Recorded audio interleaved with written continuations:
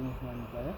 ስሜ ቀሲስ አረጋዊን አሻግሬ ይባላለሁ። በዚህ ደብር ማገለግለው እንግዲህ ከጀመሩ ከዚህ የመጣው 15 አመት ከተተከለም 15 አመት ነው። እኔም ያው አገልግሎት ተበሰማኝ በቅስናም ዘበኛም ቄስም አዛኝም ሁሉም ቁልፍ ያዙም ገበዝም ጠቅላላ ሌላ የለም። እኔ በዚህ እየገለገልኩ ያለሁ ነው። ይህ ቤተክርስቲያን መሰረተው ማን ነው?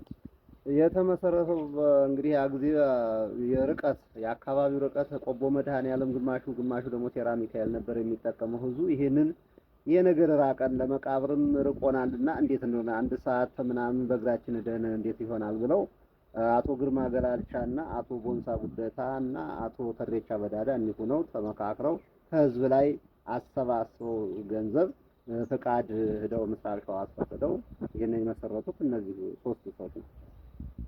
የቤተክርስቲያኑ ስያሜ ምን ይባላል? ቤተክርስቲያኑ እግዚአብሔር አብ ነው። ቅዱስ እግዚአብሔር አብ አቡ ገርቢ ቅዱስ እግዚአብሔር አብ ነው።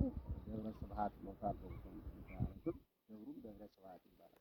የቤተክርስቲያን ላይ አበይት በዓላት ምንድን ነው? በዚህ ቤተክርስቲያን በዓመት የሚከበሩ አበይት በዓላት ዋናው ነሐሴ 13 ደብረ ታቦር ይከበራል።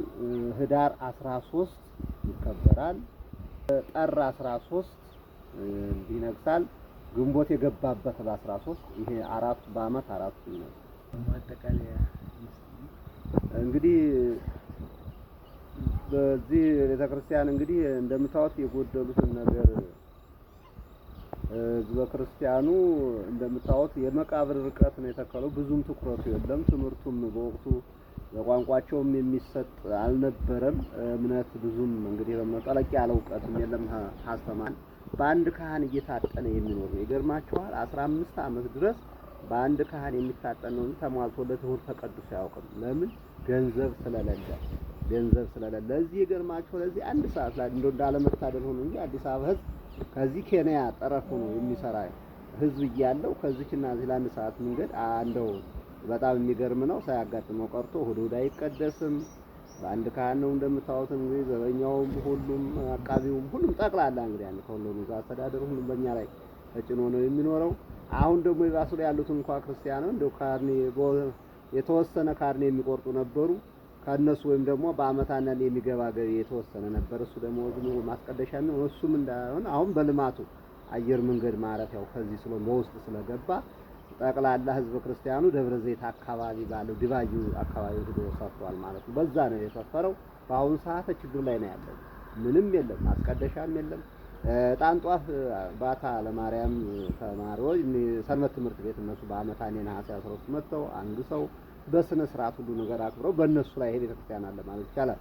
ሌላው ሀቃቂም ከአዲስ አበባ እንደዚሁ በዳቆን በረከት አማካኝነት በሱ አስተባባሪነት እንዲሁና አቶ ጥላሁን እነዚህ አሉ።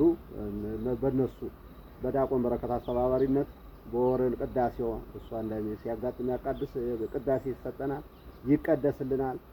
በዛ ምክንያት ነው ያለው። አሁን በተለይ አሁን በችግር ነው ያለነው። በተለይ የንግስ በሆነ ጊዜ በጣም አስቸጋሪ ለማስቀደስ ካህናት ከሩቅ በየቦታው ስለሚቀደስ ካህን ባለበት ሀገር ባሉት አበል ስለምናመጣ ከበድ ያለ ወጪ የሚጠይቀው አቅማቸው የፈቀደ ሰው እንደው ቢያስቀድስልን። ይህን ደብር መርዳት የምትፈልጉ በስልክ ቁጥር 0960 02 95 38 ይደውሉልን።